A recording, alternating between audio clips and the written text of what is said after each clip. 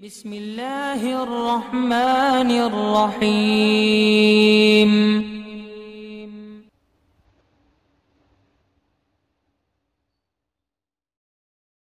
وعلیکم السلام ورحمۃ اللہ۔ عبداللطیف صاحب چندرپور مہاراشٹرا سے سوال پوچھتے ہیں، رمضان المبارک کو صرف رمضان کہنا اور یہ کہنا کہ رمضان آیا رمضان گیا کیسا ہے؟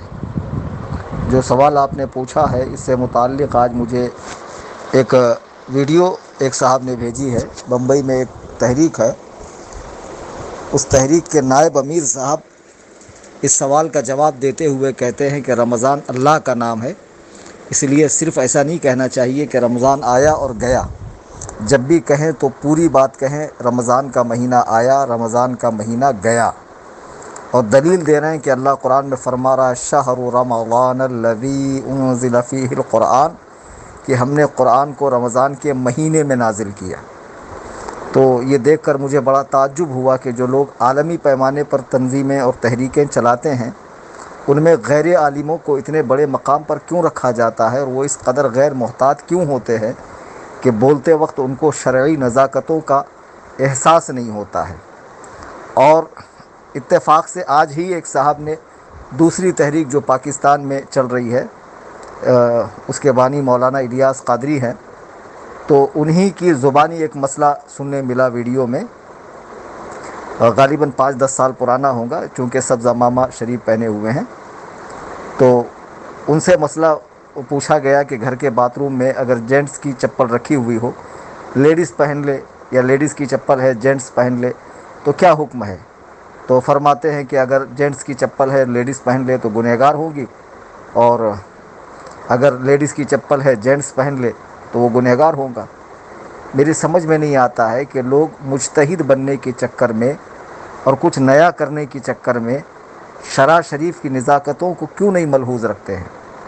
یہ جو پہلے صاحب کا ذکر کیا میں نے بمبئی والی تحریک کا، تو ان کے امیر صاحب نے تو ایک بہت بڑی فاش غلطی چند سالوں پہلے کی کہ جب حضور نظمی میاں علیہ الرحمہ کا وصال ہوا تو ان کے ولی نے نماز جنازہ بمبئی میں پڑھا دی، تو دوسرے دن ان صاحب نے جا کے ماریرا شریف میں نماز جنازہ پڑھائی، جبکہ مذہب حنفی میں اگر ولی نماز جنازہ پڑھا دے تو اب نماز جنازہ پڑھنا جائز نہیں ہے۔ تو جن کو اتنے موٹے موٹے مسئلے نہیں معلوم ہوتے ہیں تو لوگ ان کو اپنا امیر بنا لیتے ہیں، اور پھر یہ کہ ان کی غلطی کو صحیح ثابت کرنے کے لیے ایڑی چوٹی کا زور لگاتے ہیں۔ علماء اگر ان کی اصلاح کرنا بھی چاہے اچھی نیت سے، خیر کی نیت سے، تو علماء کو اپنا دشمن سمجھنے لگتے ہیں۔ اللہ کے نبی علیہ السلام نے جو ارشاد فرمایا اتخذ الناس رؤوسا جخالا فسئلوا فافتوا بغیر علم، کہ قیامت کے قریب لوگ جاہلوں کو اپنا پیشوا بنائیں گے اور ان سے مسائل پوچھیں گے اور وہ بغیر علم کے فتوے دیں گے۔ تو واقعی یہ زمانہ آ گیا ہے۔ پہلے اب یہ سن لے کہ رمضان المبارک کو فقط رمضان کہنے میں بھی کوئی حرج نہیں ہے، اور رمضان آیا گیا کہنے میں بھی کوئی حرج نہیں ہے۔ جن صاحب نے یہ کہا ہے کہ اللہ کا نام ہے، پہلے میں انہیں بتا دوں کہ آج تک میرے مطالعے میں کہیں بھی یہ بات نہیں آئی کہ یہ اللہ کا نام ہے۔ اللہ کے جو مشہور 99 نام ہیں ان میں سے کوئی بھی نام رمضان نہیں ہے، ٹھیک ہے۔ البتہ مکتبہ تشیع کی ایک ویب سائٹ ہے فقہ جعفریہ، اور ان کی کتابوں میں یہ لکھا ہے کہ یہ نام اللہ تعالیٰ کا ہے، تو رمضان آیا گیا نہیں کہنا چاہیے۔ مجھے بڑا تعجب ہے کہ جو تحریک عالمی پیمانے پر کام کر رہی ہے بمبئی والی، جس کا نام سنی دعوت اسلامی ہے، اس کے نائب امیر کو اگر مسئلہ لینا بھی ہے تو وہ شیعوں کے فقہ سے لے رہا ہے، شیعوں کی کتابوں سے معلوم کر رہا ہے۔ اور ان کی تحریک کا ایک اور خطیب ہے جو مشہور ہے، تو وہ بھی شیعوں کی روایات اپنی تقریروں میں بیان کرتا ہے، کئی بار علماء اس کو توبہ کرا چکے ہیں۔ فضائل اہل بیت میں من گھڑت قصے بیان کرتا ہے، موضوع احادیث بیان کرتا ہے۔ یہ لوگ علم سے اتنے کورے ہیں اور علماء کو اپنا دشمن سمجھتے ہیں۔ پہلی بات اللہ کے ناموں کے حوالے سے سماعت کر لیں کہ فتاوی مصطفیہ صفحہ 90 پر سیدی سرکار مفتی اعظم رضی اللہ تعالیٰ ارشاد فرماتے ہیں عبدالقیوم، عبدالقدوس، عبدالرحمن، یہ جو اللہ تعالیٰ کے نام ہے ان میں عبد چھوڑ دینا حرام، یعنی فقط قدوس قیوم رحمان نہیں کہنا چاہیے، اور کوئی جائز سمجھتے ہوئے کہے کہ بندہ قدوس ہے، بندہ رحمان ہے، بندہ قیوم ہے، تو کفر ہے۔ بتائیے لوگ کتنے غافل ہیں ان مسائل سے۔ اللہ تعالیٰ کے کچھ نام ایسے ہیں جو صرف اور صرف اللہ تعالیٰ کے لیے ہی استعمال ہو سکتے ہیں، جیسے رحمان، قدوس، قیوم وغیرہ۔ جب بندوں کو ان ناموں کی طرف ان ناموں سے منسوب کیا جائے گا، پکارا جائے گا ان ناموں سے منسوب کر کے، تو عبد لگانا ضروری ہے وہاں پر۔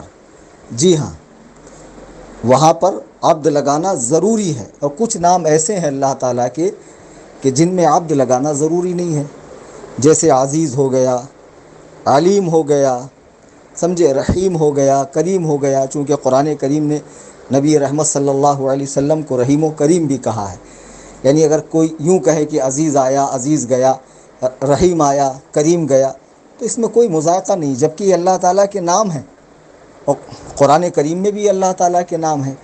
تو جن ناموں کا اللہ کا نام ہونا معلوم ہے، اگر وہ نام بندوں کے ہوں تب بھی یہ کہنے میں مذائقہ نہیں ہے کہ رحیم آیا، رحیم گیا، کریم آیا، کریم گیا۔ البتہ اگر اس کا نام رکھنے والوں نے عبد الکریم رکھا ہے تو اب درست نہیں ہے کہ اسے کریم کہنا۔ اگر بغیر عبد کے فقط کریم رکھا تھا، فقط رحیم رکھا تھا، فقط عزیز رکھا تھا، فقط علیم رکھا تھا، تو اب کہہ سکتے ہیں۔ اور کچھ نام مختلف فی ہے، یعنی اس میں اختلاف ہے، جیسے قدیر ہو گیا، مقتدر ہو گیا، کہ بعض علماء کہتے ہیں کہ بغیر عبد کے جائز ہے، اور بعض علماء کہتے ہیں کہ بغیر عبد کے ناجائز ہے۔ اور رمضان یہ نام اللہ کا ہونا کسی کتاب میں اہل سنت و جماعت کی میں نے نہیں پڑھا ہے۔ تو جن صاحب نے یہ مسئلہ بیان کیا ہے، ذرا وہ بتا دیں کہ انہوں نے کہاں پڑھا ہے کہ اللہ کا نام رمضان ہے۔ یہ تو ان کے ذمہ ہے۔ اور اگر بالفرض یہ اللہ کا نام ہو بھی تو کیا یہ ان ناموں کی حیثیت رکھتا ہے کہ جیسے قدوس ہے، قیوم ہے، رحمان ہے، ان کے مقابلے کا نام ہے کہ بغیر اس میں عبد لگائے فقط نام لینا بندوں کے لیے حرام ہو جائے گا؟ ان ناموں کے مقابلے میں تو نہیں ہے نا۔